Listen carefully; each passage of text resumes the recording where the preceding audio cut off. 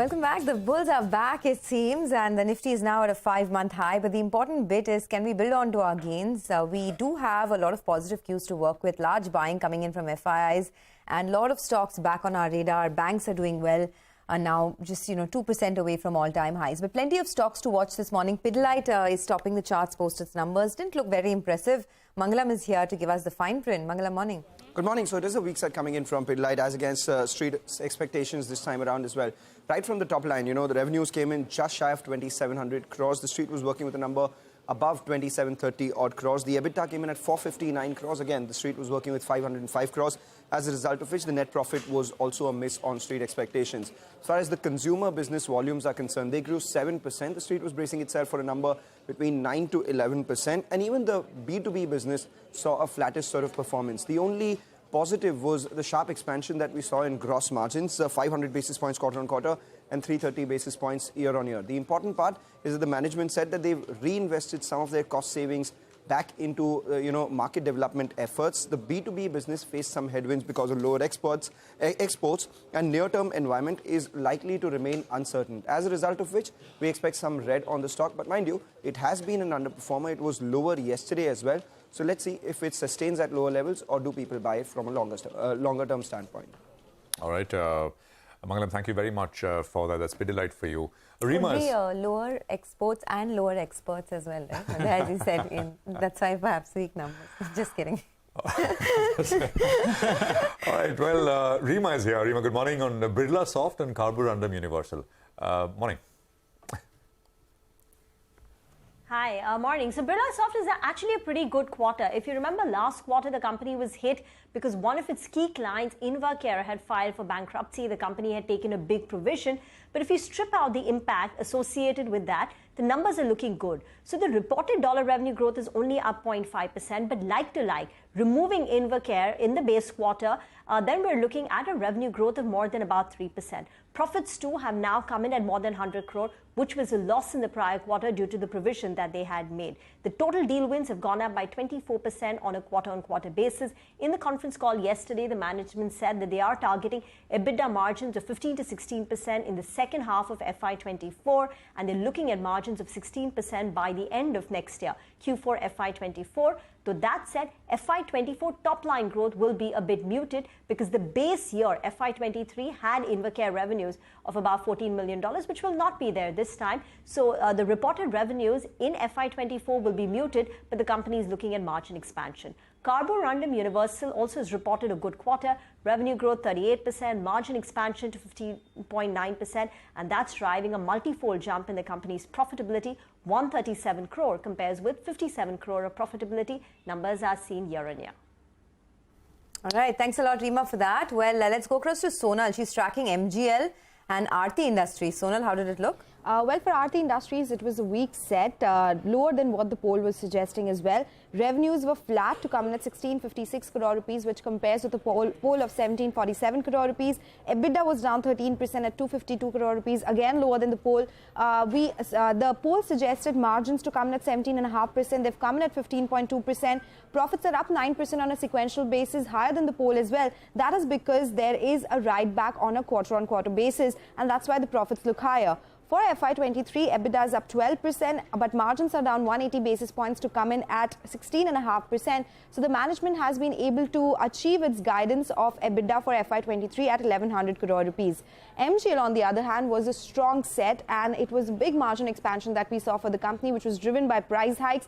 However, it was a miss on volumes. If we talk about revenues, they were absolutely in line with poll at 1610 crore rupees. EBITDA was up 52%, higher than the poll, coming in at 390 crore rupees. Margins 24.2% versus an expectation of 20.4%, and profits were up 56% as well to come in at 270 crore rupees. Now, as I said, volumes were down 1% sequentially versus an expectation of a 2% increase. However, the EBITDA margin, or the EBITDA per unit, at 12.8 rupees per SCM is at a 7-quarter high, so that really bodes well for the stock as well.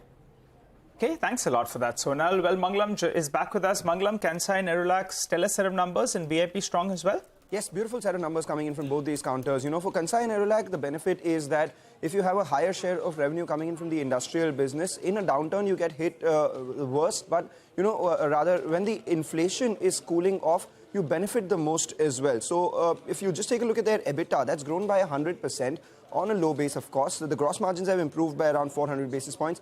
They've reported a 13% growth in their revenue, and a large part of that has also been on account of recovery in auto volumes, which Sonia has been talking about as well. As a result of which, the net profit nearly quadrupled. Of course, this comes on a low base, and the sweetener is that the board has recommended 1 bonus share for every 2 that shareholders hold right now. Same is the case for VIP. Strong revenue growth coming in. We've been talking about how travel trends have picked up. Maybe people are buying a lot more luggage as well before they travel. So 27% jump in their revenue, 460 basis points improvement in their gross margins, and the net profit actually on the bottom line, the company reported a loss, but that was because of a 47 crore exceptional loss because of fire in one of their Bangladesh plants. Over and above all of this, we have seen the company announce a 200 crore capex. They've announced that they will expand their distribution and be present in every town with a population of 50,000 by the middle of FY24. See positive for both these stocks. All right, Mangalam, thanks very much for that list of stocks. Surabhi is joining in with more on fourth quarter numbers that other companies declared and some stocks in news as well. Surabhi. Thanks so much for that. So first on my radar is Kalpataru Power Transmission. Now the revenue growth was strong, but there was a marginal miss on the EBITDA front. The revenue was up 18%, EBITDA was up nearly 10%, but margins came in lower by 50 basis points, came in at 6.8% versus 7.3% same time last year. For FY23, they had a strong order book and strong order inflow. The order book was close to 46,000 crores and an order inflow of 25,000 odd crores. The silver lining in the results is they have a strong guidance for FY24, the revenue growth of over 30% and order inflows of over 26,000 crores. Next is Andhra Paper, strong numbers from there. Now remember, 72% of Andhra Paper is owned by West Coast Paper Mills. The revenue was up 39%. There was slight compression in the gross profit margins, came in at 62% versus 64%. The EBITDA was up 180%.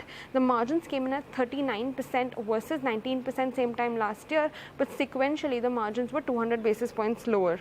PAT was up 195% at 169 crores. And lastly on my radar is Easy Trip Planners. The board has approved identification and acquisition of companies in overseas as well as the domestic jurisdiction. They are going to identify potential targets that will engage in the business of cruise and tour packages services, hotel reservation services, and also medical and educational tourism. The company also incorporates a wholly owned subsidiary to carry on the business of general insurance. Now, this may provide value-added service of travel insurance along with their ticketing and bookings. So that's a positive for Easy Trip Planners. Very helpful. Thanks a lot for that. So let's just wind up by giving you the list of positive stocks, positive and negative stocks actually. MGL, strong margin expansion there. Birlasoft, Carborundum, Kansai, Nerolac, VIP, very good numbers. Andhra Paper and Easy Trip Planners also look good, while stocks with negative news flow, Pidilite, Aarti Industries and Kalpataru Power Transmission. But there's also a pickup in the world of crude. Brent crude has risen about 2 to 3% on the back of the recession fears globally receding. Manisha Gupta joins in for a roundup of all the action that's happened overnight. Manisha, hi, good morning. Morning, Sonia. Thank you for that. Well, yes, we have seen a rebound come in for the crude oil prices. It gained 2% overnight, and this is the prices coming off after hitting a 17-month lows in the previous week itself. There is a Goldman Sachs report as well saying that the crude demand stress and the global supply concerns are overstated, and the prices should be higher from where they are right now. The street is also watching for the OPEC monthly report that comes on Thursday, and then the Saudi Aramco earnings also come in this week itself, and that would give a fair cue on where we are headed. In the metal sector, we've seen tin prices gain up to a 2-month highs. Copper rebounded 1.5% overnight, so we are off 4-month lows on that as well. Steel prices came in strong by up 2.5% yesterday and are trading in the positive right now. Minutes from now, the street is waiting for the Chinese trade data, and the further direction would come in from that. All right, Manisha, thanks very much for that. We'll watch out for that data as when it comes. We'll take a break here. We are back. Gurmeet Chadda of Complete Circle Consultants will join in with some fundamental stock talk. Later, we'll connect with Abneesh Roy of Novama Institutional Equities to talk about fourth quarter earnings as well as M&A deals in the FMCG sector which have happened recently. Stay with us.